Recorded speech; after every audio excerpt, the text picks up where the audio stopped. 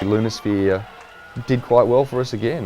We were very lucky to receive really good reviews with Lunasphere and be able to tour off that record for a really long time. That's one of my favourite albums, is Lunasphere, still to this day. Basically, I think that Lunasphere is our first strong album. The first one we did that is strong.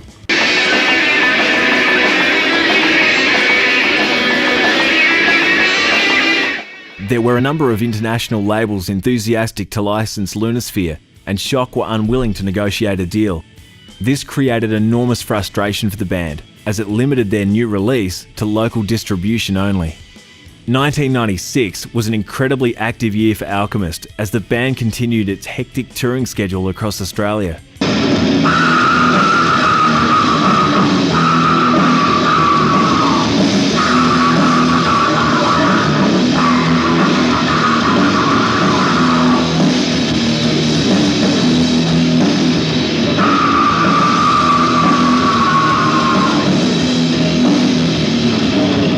Throughout this period, the band continued to write material for a new CD, and at the end of the year, they entered Rocking Horse Studios in the serene settings of the Byron Bay rainforests. Recording Spiritech was good. It was, again, we had a nice budget. We had the backing of the record company. We were in Byron Bay. Part of the recording deal was we got this house in the rainforest, and that was awesome fun. I can remember it just being a really good experience. And we had, several sort of cool parties and full wipeout days towards the end of the session. Surfing, fishing, relaxation, rainforest, and it was a very relaxed environment to record Spiritech.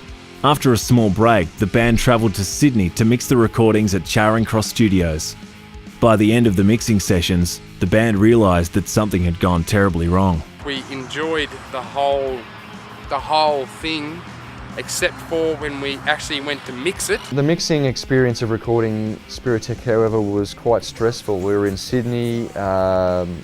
It was, I guess, a lot more high pressure to get the songs mixed, and it just wasn't happening. We got down there and it was just ancient gear. We ended up spending the rest of our budget at Charing Cross mixing it, and walked away looking at each other saying, this is a pile of shit. We tried for 5 days to mix something and just got nothing. We knew the sounds on tape were good.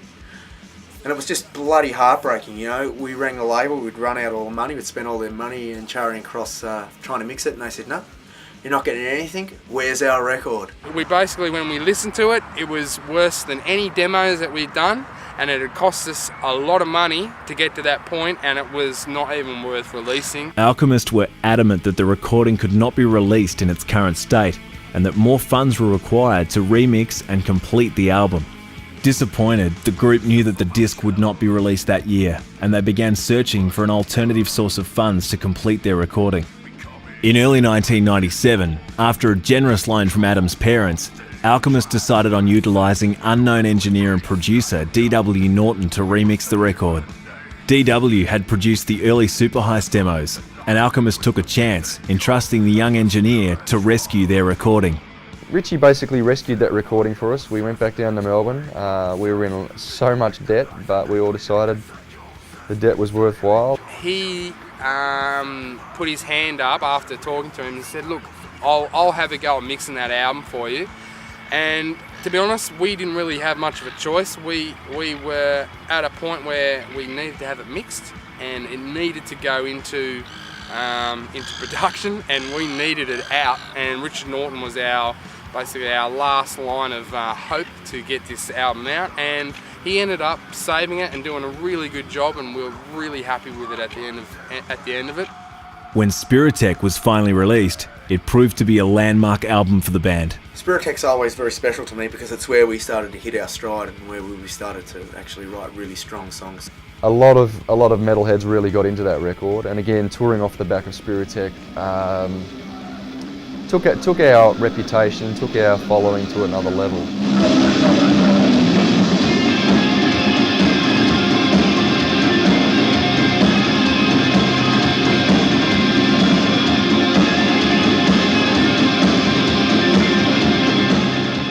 A time when we were sort of pretty much at the top of our game. We wrote some cracking songs for Spiritech, ones that I'm very proud of, and again ones that we still play live.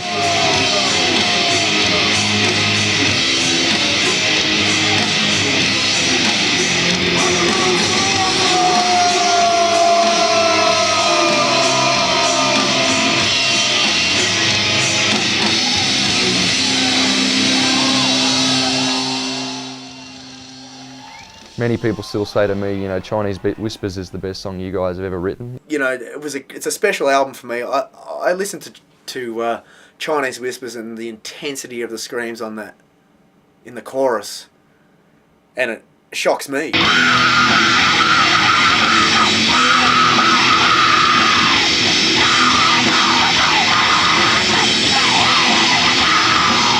They're a very, very mental thing, you know. It's not so much a physical thing. They're a really hard thing to do if I don't feel it, and it's hard to explain, but it's all about feeling it.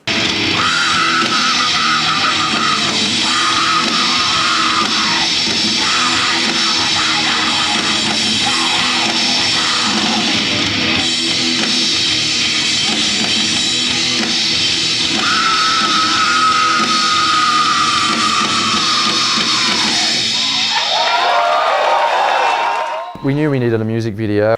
We had Road to Ubar, and we all thought, okay, that's going to be our film clip song. Yeah, we had these grand ideas, and we spent heaps of money on a professional company coming out, filming it on Betacam. Really, they had no fucking idea. We got all our mates together from the Canberra metal scene and, you know, got a bonfire out the bush and had them dancing around it. We went out to a friend's house and had a huge bonfire and got our friends to run around. You know, some of our mates were still in suits from their day job, and you know, we'll smear charcoal on all our faces and jump around the fire, and it's just really funny. And there's a really cool drum loop in the song. I remember having the idea of, right, yeah, like get this bongo drum, man, you know, and mime it. You know, the bongo drum's this big, you know, and it's obvious that the sample is done on like kettle drums and big, massive percussion.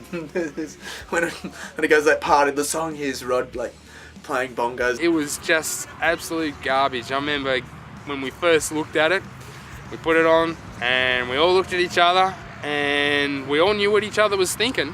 And it was just like, oh my God, how much money did we just spend on that? When we first saw the roughs of Road to Ubar, we all looked at each other and thought, oh geez, that looks bad. We still released it because we just had to justify, well, we didn't spend that much money to not release it. It was funny and not quite what we had in mind, but not many people were doing videos back then either, so it was a learning experience worth doing. You know, you live and learn, and we learned a lot from that one. And to this day, Road to Ubar still gets played on Australian television some nights, late, you know, 3 o'clock in the morning, and it's very embarrassing. It's the funniest clip ever. I mean, you know, our friends get a great kick out of it. Then again, you know, a lot of people always mention that clip, I saw a Road to Ubar clip, and I think that's just the strength of the song coming through, you know. It still gets played every now and then, and it's going to be on this DVD at the end, so, you know, you get to see everything I'm laughing about, and but, you know, you will also really appreciate the song if you're an Alchemist fan. Here's the funniest clip ever made by an Australian band, Road to Ubar.